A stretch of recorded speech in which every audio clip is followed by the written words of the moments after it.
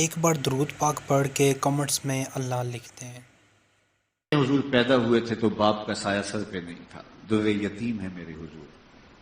6 سال کی عمر ہے، اپنی والدہ کے ساتھ مدینہ المنورہ اپنے ننیال گئے تھے، واپسی پلٹے، ابوا کی ریت کے ٹیلوں کے قریب حضرت آمنہ سلام اللہ علیہا کا مزاج خراب ہوا، طبیعت بگڑ گئی اور انہیں لگا کہ یہ بخار جان لیوا ثابت ہوگا۔ انہوں نے اپنی خادمہ ام ایمن سے کہا کہ میرے اس بیٹے کو بحفاظت امیر قریش تک پہنچا دینا، مجھے لگتا ہے کہ یہ میری زندگی کی آخری گھڑیاں ہیں۔ پھر آقا کریم علیہ السلام کو قریب بلایا، شفقت بھرا ہاتھ حضور کے سر پہ رکھا۔ سیدہ آمنہ چاہتی تھی حضور سے کچھ باتیں کریں، لیکن ضبط کے بندھن ٹوٹ گئے اور چند جملے ہی کہہ سکیں۔ ابن حشام نے وہ ساری باتیں لکھی ہیں۔ حضرت آمنہ نے حضور سے مخاطبہ کرتے ہوئے کہا کہ بیٹا، ہر نئی چیز نے پرانا ہو جانا ہے، ہر باقی نے فنا ہو جانا ہے، میں بھی جا رہی ہوں، وَذِكْرَ بَاقٍ وَوَلَدْتُ طُهْرًا، لیکن میرا ذکر نہیں مٹے گا، میں تیرے جیسا ستھرا بیٹا چھوڑ کے جا رہی ہوں۔ جن ماؤں کے بیٹے اتنے اچھے ہوں ان ماؤں کا ذکر نہیں مٹا کرتا۔ خیر، سیدہ آمنہ کی سانس ٹوٹ جاتی ہے۔ 6 سال کی عمر میں حضور ماں سے لپٹتے ہیں اور پوچھتے ہیں امی آپ آگے بولتی نہیں، لیکن خاموش ہو گیا تھا چمن بولتا۔ وہیں والدہ کی قبر بناتے ہیں اور چھوٹے چھوٹے کنکر اور پتھر کے ٹکڑے ماں کی قبر پہ رکھ دیتے ہیں۔ اور ہو بھی کیا سکتا تھا؟ کیا کسی نے کہا تجھے کن پھولوں میں ہم کفن دیں، تو جدا ہی ایسے موسموں میں ہوا جب درختوں کے ہاتھ پھولوں سے خالی تھے۔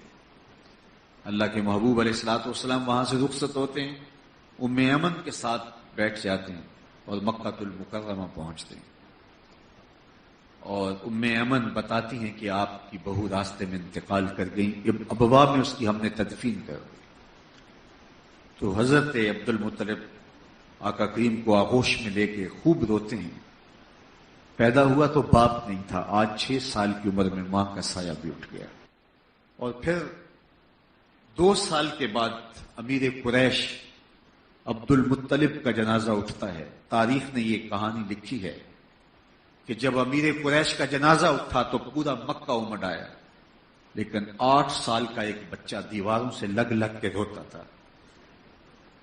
پھر چچا کے پاس گئے، عام الحزن کا دردناک سال، یہ لمحے اور یہ درد بھی دیتا ہے کہ چچا بھی بچھڑ جاتے ہیں۔ اہل مکہ نے دکھ دیے، تکلیفیں دی، کیا کیا اذیتیں نہیں پہنچائیں، پتھر مارے، کانٹے بچھائے، گڑھے کھودے، اوجریاں ڈالی، کوڑے پھینکے، کن کن مشکلات سے میرے حضور نہیں گزرے۔ پھر طائف کے بازاروں میں جو کہانیاں رقم ہوئی، جو درد وہاں اترے، حضور علیہ الصلوۃ والسلام کے نالین خون سے بھر گئے، اس قدر سنگ زنی کی۔ حضور کے پاؤں پہ پتھر مارتے تھے، حضور پاؤں اٹھاتے تو دوسرے پاؤں پہ مارتے۔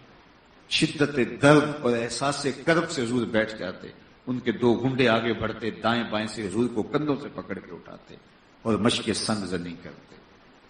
کتنے دردناک لمحے تھے۔ واپس مکے آئے، ہجرت فرمائی، مدینے چلے گئے۔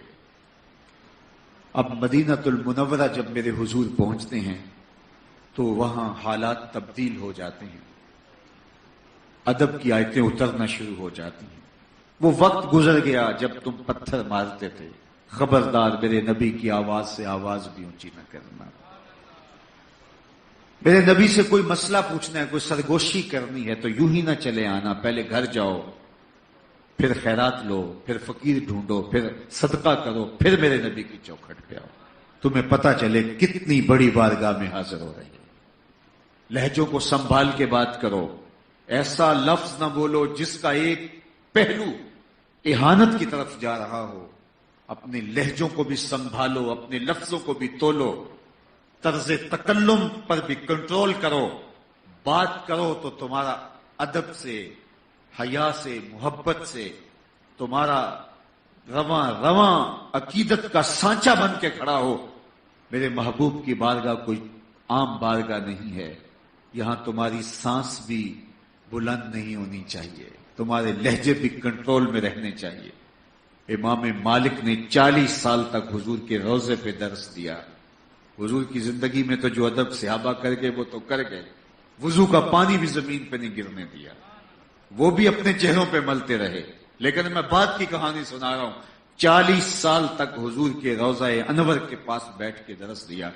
40 سال میں ایک دن بھی ایسا نہیں آیا کہ کتاب کے ورق کے پلٹنے کی آواز بھی پیدا ہونے دی۔ یہ حضور کی چوکھٹ کا ادب ہے۔ کہا خبردار میرے نبی کی آواز سے آواز بھی اونچی نہیں کرنی۔ اللہ کے محبوب نماز عشاء پڑھانے کے لیے حجرائے عائشہ سے نکلے، تا حد نظر صحابہ نماز کے لیے منتظر بیٹھے تھے۔ مدنی دور ہے، ادب کی آیتیں اتر چکی ہیں۔ جو ہی حضور کو دیکھا تو ادب سے کھڑے ہو گئے۔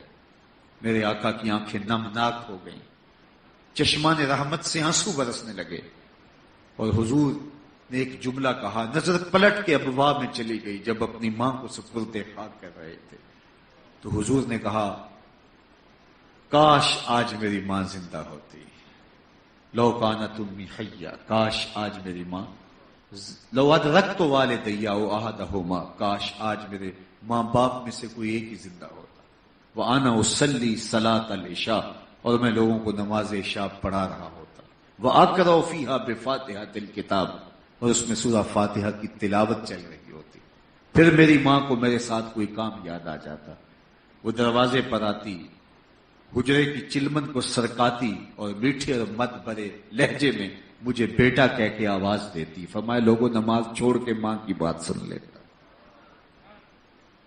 تو ماں کو کس مقام پہ بٹھایا اور کیا عزتیں اور کیا شانیں عطا فرمائیں۔ آج ماں باپ کے لیے محبتوں کا جو ماحول ہے یہ حضور کا دیا ہوا